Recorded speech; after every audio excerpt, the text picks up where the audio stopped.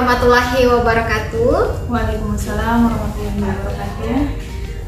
Perkenalkan, saya Dewi Hidayati, calon guru penggerak angkatan 6 dari Kabupaten Lingga, Kepulauan Riau. Pada hari ini saya bersama dengan rekan sejawat saya, Ibu Vivi Aprianti. Beliau mengampu pelajaran fisika di SMA Negeri 3 Senayan.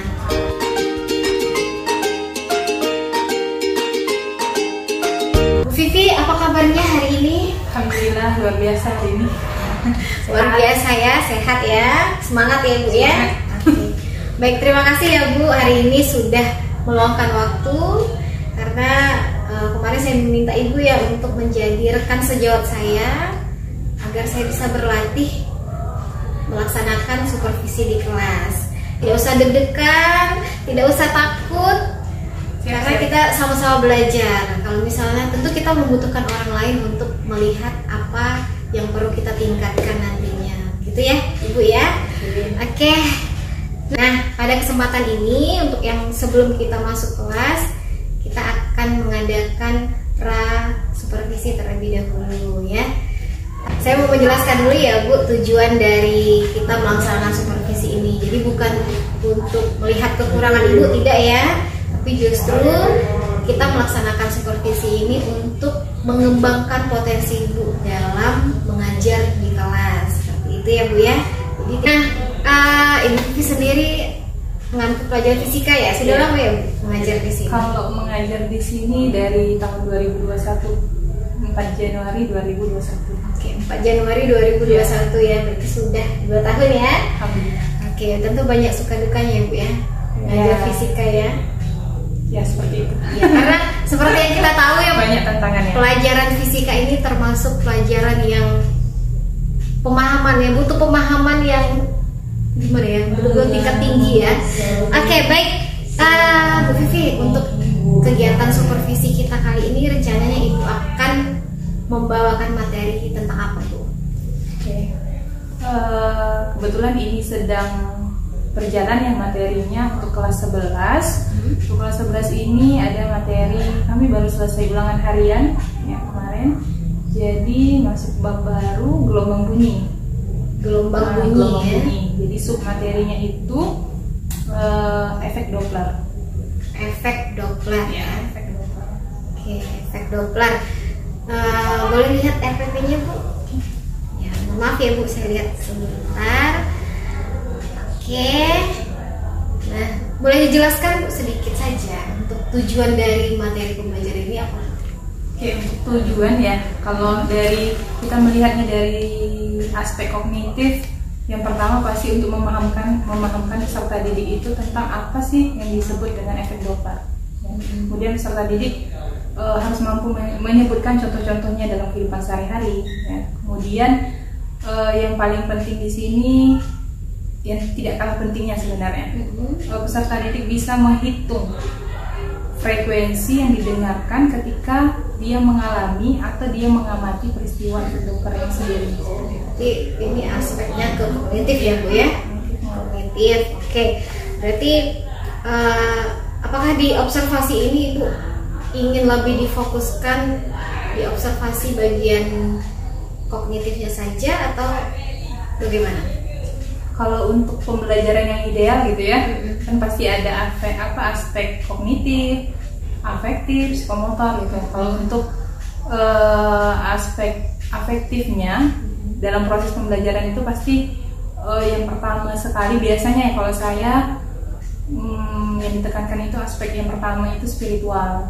Seperti kita memulai pembelajaran dengan berdoa, memasukkan sedikit pemahaman tentang rasa syukur seperti itu. Kemudian untuk aspek afektifnya lagi ketelitian, karena untuk fisika sendiri gitu ya, karena dekat dengan matematika, akrab sekali dengan mata pelajaran matematika, berhitung. Di sini anak-anak juga dilatih untuk teliti, untuk memahami konsep, menghitung segala macam. Iya, karena saya ingat itu kalau dulu ya fisika kan turunannya banyak ya. Iya. Satu angka saja salah bawahnya salah semua itu ya. Jangankan angka, hanya sekedar meletakkan tanda negatif dan positif itu kita bisa salah arah. Iya. Iya, jadi memang fisika ini membutuhkan tingkat ketelitian yang tinggi ya, Bu, ya. Oke, baik. Nah, tadi sudah apa yang akan diobservasi ternyata tiga-tiganya ya, Bu, ya. Ya, kalau untuk psikomotornya mungkin di efek Doppler ini karena sangat konseptual, saya belum menerapkan untuk praktikum, tapi diskusi di kelas seperti itu. Kebetulan yang akan saya laksanakan ini bukan diskusi kelompok, tapi berpasang-pasangan saja supaya tidak terlalu banyak suara gitu ya kalau untuk diskusi, karena dia konseptual sekali, jadi berpasang-pasangan. Oke, jadi sekarang masih konsep ya, Bu, ya. Ya, Tapi nanti akan ada praktiknya setelah ini. Kemungkinan ada. Dan ada ya, kayak direncanakan ada begitu ya, Bu, ya. Oke, Bu, strategi apa yang mau Ibu pakai nih dalam pembelajaran ini? Untuk materi efek Doppler ya, untuk materi efek Doppler ini karena pengalaman udah berapa kali ya saya ngajar di sini. Sepertinya udah 2 kali ya ngajar di sini materi efek Doppler, karena ini konseptual dan matematis sekali gitu ya. Biasanya pada awal ini sedikit cerita gitu ya. Pada awal saya mengajarkan efek Doppler ini, saya cuma ngasih ini loh, ini harus negatif, ini harus positif kayak gitu. PS-nya kecepatan ini harus negatif positif. Ternyata anak-anak tidak bisa seperti itu. Diaplikasikan ke soal, anak-anak malah bingung. Jadi saya di sini mencoba untuk bagaimana anak itu bisa memahamkan, menemukan sendiri konsepnya. Jadi rencananya memang dibuat narasi-narasi yang dekat, yang kontekstual dengan kehidupan sehari-hari. Di situ anak bisa mencerna sendiri dari narasi itu gitu. Mana sih yang harusnya kalau efek Doppler ini kan berkaitan dengan frekuensi bunyi yang kita dengar gitu ya. Anak bisa merasakan dari narasi itu, oh ini ternyata frekuensinya lebih keras, oh ini frekuensinya lebih lemah seperti itu. Jadi dari narasi yang sifatnya kontekstual, dekat dengan kehidupan anak. Jadi kontekstual ya, ini kan memang materinya konseptual, tapi dalam menyampaikannya dibuat kontekstual gitu ya, supaya lebih mudah dipahami. Oke, bagus sekali. Oke, baik. Kapan, Bu, kira-kira kita akan melaksanakan supervisi? Ibu bersedianya kapan? Boleh hari ini? Hari ini ya, karena kebetulan materinya sudah disiapkan untuk kelas 11 hari ini. Oke, baik. Siap ya, Ibu ya? Insya Allah. Oke, mudah-mudahan berjalan dengan lancar supervisi kita. Anak-anak, apa yang Ibu ingin capai di tujuan pembelajaran, mudah-mudahan tercapai semuanya. Amin. Oke, nanti setelah saya supervisi, kemudian kita akan bertemu lagi di pasca supervisi ya, Bu ya. Baik, Ibu Pipi, terima kasih sudah bersedia untuk saya supervisi. Mudah-mudahan ini menjadi latihan Ibu untuk lebih potensinya lebih berkembang lagi dalam hal mengajar di kelas. Oke, baik. Itu saja untuk supervisi yang saya lakukan. Semoga apa yang direncanakan bisa berjalan dengan lancar. Saya tutup. Assalamualaikum warahmatullahi wabarakatuh.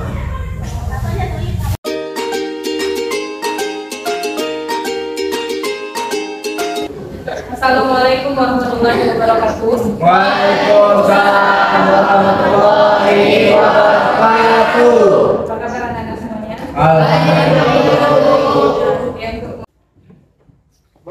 Siap. Sebelum belajar, mari kita berdoa menurut agama kita masing-masing. Berdoa mulai. Salah satu bentuk atau salah satu contoh gelombang Longitudinal. Oke, itu dia ya. Nah, sekarang hari ini kita akan melanjutkan pembelajaran kita ya. Masih pembahasan tentang gelombang bunyi ya. Nah, sebelum masuk ke inti pembelajaran kita, mari kita pengantar dia. Intinya sama ya? Oke. Nah, ini ada persamaan umum efek Doppler. Tadi tujuan kita adalah yang pertama kita memahami dengan efek Pada saat itu kamu mendengar bunyi pompong yang sedang berjalan ke arahmu menuju pelabuhan. Bagaimana bunyi pompong yang kamu dengar? Dan bagaimana jika pompong yang telah sampai di pelabuhan kembali berlayar dan menjauh dari kedudukanmu? Oke, di sini ada 2 pertanyaan ya. Bagaimana bunyi pompong yang kamu dengar ketika pompong itu berlayar ke arahmu menuju pelabuhan? Kira-kira bagaimana? Kemudian ini ada PS, laju arus sumber. Nah, yakin? Oke. Yang jawab 10/8. Oke, ya kita buktikan ya.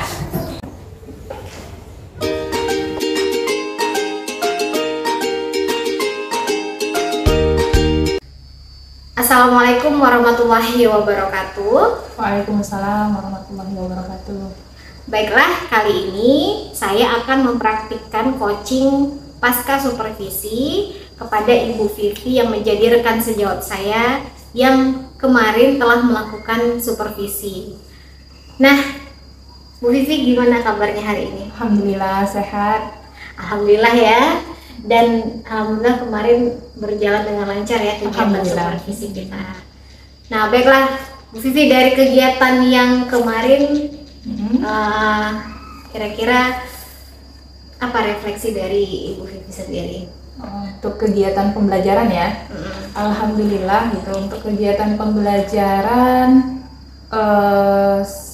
sejauh yang saya rasakan gitu sudah sesuai dengan apa yang direncanakan. Dari mulai kegiatan pembukaannya, kemudian kegiatan intinya, hingga kegiatan penutup. Kemudian apa yang direncanakan kemarin, alhamdulillah sudah tercapai. Untuk tingkat keberhasilan mungkin wajar ya Bu ya, mungkin tidak tuntas 100%, tapi ada peningkatan dibanding tahun lalu seperti itu. Ada peningkatan ya Bu ya. Dan antusias siswa gimana Bu menurut Ibu? Karena yang saya sajikan kemarin itu sepertinya mereka bisa merasakan walaupun hanya lewat narasi, lebih berantusias sepertinya untuk untuk mengikuti pembelajaran. Kemarin saya lihat mereka sangat merespon ya Bu ya. Ya, responsif memang. Sangat merespon ya. Oke, jadi setelah dilakukan kegiatan pembelajaran kemarin, rencana tindak lanjut yang akan Ibu lakukan apa Bu? Rencana tindak lanjut ya, untuk kedepannya mungkin ya, ini mungkin masih bisa diterapkan tapi harus ada pembaruan. Mungkin dilengkapi dengan praktikum bisa menggunakan virtual lab seperti itu. Kemudian juga lebih memperhatikan kebutuhan siswanya. Kadang-kadang kan karakteristik siswa ini dalam pembelajaran itu berbeda-beda, tergantung gaya belajar dan sebagainya. Mungkin itu lebih diperhatikan supaya lebih maksimal. Karena tadi kan seperti yang saya katakan di awal, tidak 100% gitu ya. Kita pasti mengharapkan hasil yang ideal seperti itu kalau untuk pembelajaran. Oke, baik, tadi Ibu ada menyebutkan bahwa kedepannya ingin ada virtual lab dan lebih memperhatikan gaya belajar siswa ya Bu ya. Ya, sebenarnya kalau kita bahas virtual lab dulu ya, itu seperti apa Bu? Virtual lab itu biasanya ini ya, sebagai salah satu alat bantu kita belajar media. Kadang-kadang kan di labor ini ada alat-alat yang tidak tersedia seperti itu. Jadi sekarang sudah dipermudah dengan adanya virtual lab, labor maya. Kalau dari Kemendikbud itu labor maya. Jadi anak-anak menggunakan gadget, kayak kalau kita di praktikum nyatanya itu anak memasukkan beban seperti itu kan, di virtual lab juga seperti itu tapi hanya dengan menggunakan gadget. Berarti untuk itu kan apa ya, aplikasi ya? Iya, ya? aplikasi. Untuk mendapatkan aplikasi itu secara gratis berarti? Dia ada yang bisa kita gunakan secara offline, website ya. Oke, berarti Ibu tidak ada kendala untuk bisa mendapatkan virtual lab itu ya, sudah ada ya?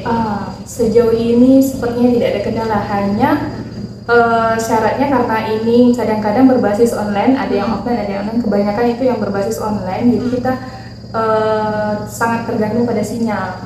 Sinyal harus support seperti itu. Berarti aspek pendukungnya itu harus ada sinyal yang iya. kuat ya Bu ya. Iya, benar sekali. Oke, baik. Kira-kira kapan Bu mau mempraktikkan ada virtual lab-nya di dalam pembelajarannya Bu? Saya rencananya pertemuan berikutnya. Pertemuan berikutnya supaya apa ya, kelihatan gitu. Ini perbedaan hasil belajar yang ini sama yang ini. Kebetulan masih di bab yang sama.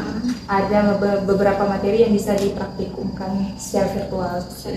Ya, oke, itu yang virtual lab ya. Jadi yang kedua itu Ibu ingin meningkatkannya atau menjadi aspek apa ya, perhatian Ibu adalah gaya belajar tadi ya. Iya. Apa yang Ibu rasakan semalam? Ada beberapa anak yang memang mungkin karakteristik itu kan cenderung nanti jatuhnya ke gaya belajar anak. Ada yang anak dia bisa menghayal, dia bisa dari teks narasi apa ya gaya belajarnya jadi Visual. Secara visual dia bisa membayangkan, dia bisa memahami gitu. Ada beberapa anak yang harus nyata terlihat atau nyata dirasakan seperti itu. Nyata didengarkan seperti itu. Jadi mungkin kita mencoba untuk memfasilitasi anak-anak yang kemarin belum terfasilitasi untuk pembelajaran yang kemarin seperti itu. Oke. Untuk penerapan gaya belajar ini ada kendala bagi Ibu? Sejauh ini tidak. Kita mau kalau saya sendiri sambil belajar nanti cari-cari referensi untuk menyesuaikan dengan gaya belajar anak-anak seperti itu. Oke. Berarti sebenarnya apa sih Bu tujuan Ibu kenapa akhirnya sangat memperhatikan gaya belajar ini? Apa tujuan yang ingin dicapai di pembelajaran? Kalau saya pribadi ini memang ditujukan pada hasil belajar anak. Ya, bagaimana kita memang sebagai guru tidak boleh semata-mata melihat pada hasil belajar anak saja, tapi hasil belajar ini penentu, gitu ya kan? Nah, jadi dengan kita memperhatikan gaya belajar, di sini diharapkan proses belajarnya itu nyambung dengan anak, jadi anak bisa memahami dan bisa menunjang hasil belajar yang lebih baik seperti itu. Berarti ukuran keberhasilannya jadi nilainya bagus gitu ya Bu? Iya, karena memang kita menilai proses, tapi pada akhirnya kan kita juga melihat hasilnya seperti itu. Iya, baik-baik. Dan ini akan diterapkan kapan Bu? Rencananya ya pertemuan berikutnya sudah mulai saya rancang pertemuan untuk penggunaan virtual lab, kemudian melihat aktivitas anak ya, menyesuaikan anak-anak yang memang gaya belajarnya visual, audio gitu ya. Mungkin diusahakan untuk dalam satu pertemuan itu kita fasilitasi. Wah, luar biasa sekali ya Bu Vivi. Dari hasil kegiatan kemarin bisa terpikir untuk memperhatikan gaya belajar anak, kemudian penggunaan virtual lab tadi ya. Berbasis teknologi. Baiklah, Bu Vivi, semoga apa yang Ibu rencanakan untuk tindak lanjut ini berjalan dengan baik. Amin. Dan didukung oleh tadi ya virtual lab, mudah-mudahan sinyalnya kuat di sekolah kita ya Bu ya. Mudah-mudahan tidak ada kendala. Terima kasih ya Bu sudah meluangkan waktu untuk pasca supervisi. Terima kasih. Baiklah, itu tadi coaching pasca supervisi yang saya lakukan kepada Ibu Vivi Aprianti, guru fisika dari SMA Negeri 3 Senayang. Lebih dan kurang saya mohon maaf. Assalamualaikum warahmatullahi wabarakatuh. Waalaikumsalam warahmatullahi wabarakatuh.